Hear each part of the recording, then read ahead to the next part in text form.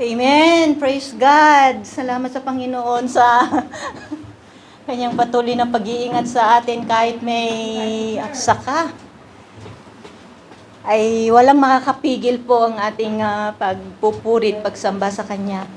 Salamat Panginoon. At tayo po ay dadako na sa tithes and offering. Mga kapatid, bakit po tayo nagta-tithes? Para saan po yun? Ano ba, yung ika po, ito po ay para sa ating Panginoong Diyos. At ito ay ginagamit para sa kanyang tahanan, sa pagpapalago po ng gawain o misyon ng ating Panginoong Diyos dito sa lupa. Medyo meron pa yung aftershock yung gulat natin kanina. Pero kaya natin yan. Praise God.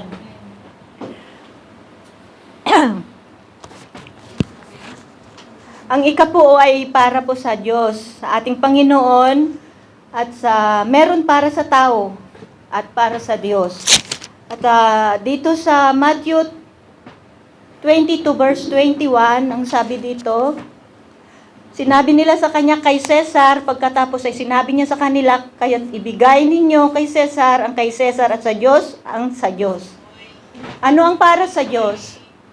Ang ika po, mga kapatid. So, kadalasan mga kapatid sa church, marami pong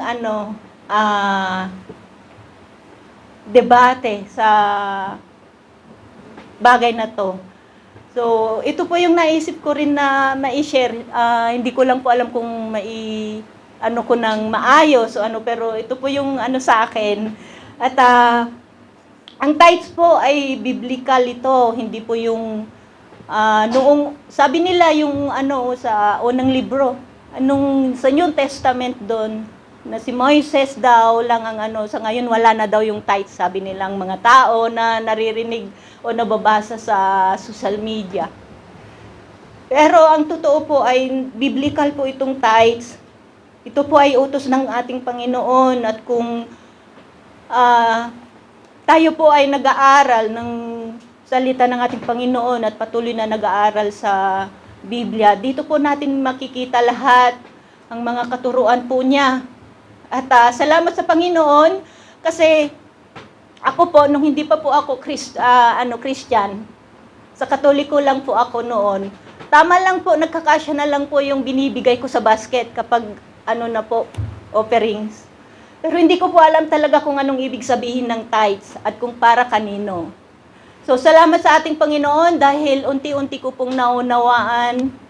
Salamat at binuksan po niya ang aking kaisipan sa puso. Kasi, ang dami pong mga issue talaga mga kapatid. May mga nagsasabi na ginagawang negosyo o napupunta sa mga leaders. Ganun po ang naririnig.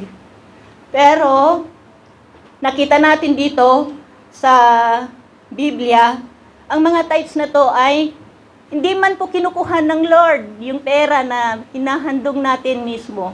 Pero ito ay ginagamit natin sa kanyang iglesia o sa kanyang tahanan. Gaya po nito, narito po tayo ngayon, kahit may absaka, nandito pa rin tayo nakikinig sa mga salita niya, nagpupuri sa kanya, salamat sa kanya. Salamat sa Panginoon at napakabuti po niya mga kapatid. Hanggang ngayon, yung puso ko hindi pa rin kumakalma.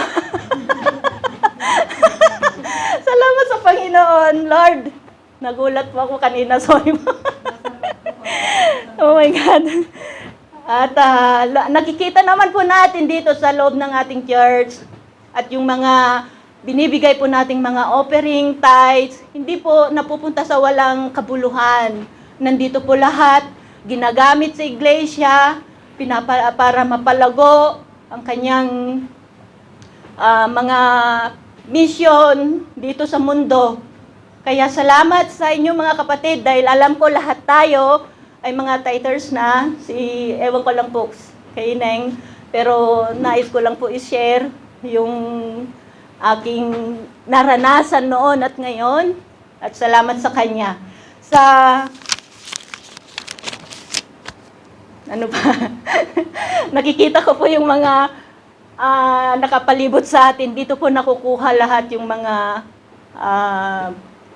ating binibigay sa Kanyang bahay tahanan. Hindi po nawawala. At alam po natin na ang iglesia na kinabibilangan po natin ay transparent po. Lahat-lahat, nakikita po natin lahat kung saan napupunta po ang mga nakokolektang handog at ika po. Salamat sa ating Panginoon at sa ating mga kapatid na naghahandle about sa pinansyal at nawa ay tayo po ay patuloy na maunawaan at patuloy na nagbibigay at maghahandog sa ating Panginoon. Sa Santiago chapter 4 verse 17, kaya't ang sino mang nakakaalam ng paggawa ng mabuti, ngunit hindi ito ginagawa, ito ay kasalanan sa kanya.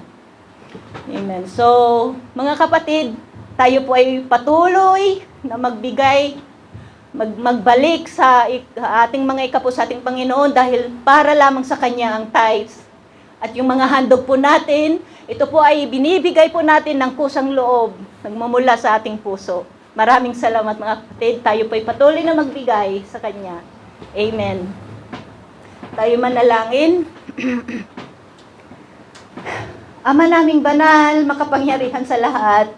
Salamat Panginoon sa privilege na ito na inyo pong ipinagkaloob sa amin. Panginoon, kami po muli ay sama-sama upang magpuri at magpasalamat sa inyo Panginoon. Salamat Ama na kahit ano po yung mga nararanasan namin, Lord, narito po pa rin kami, Panginoon, na nagpapatuloy sa iyo. Ikaw lamang, Ama, ang aming itinataas. At salamat, Ama, sa lahat ng biyaya na inyo pong ipinagkakaloob sa amin, Panginoon, sa kabila ng aming mga nararanasan ngayon, O God, sa bansang Israel. Lord, thank you. Thank you, Lord God, sa inyo pong pag-iingat sa amin at protection sa amin sa araw-araw ng aming mga buhay, Lord. Lord, maging sa handog at ikapo na ito, Panginoon, aming itinataas sa inyo at nagpapasalamat sa inyo, Panginoon. Salamat sa biyaya at sa mga ginagamit niyo pong instrumento, Panginoon, sa aming mga trabaho, sa kabuhayan ng bawat isa ng aking mga kapatid, Panginoon.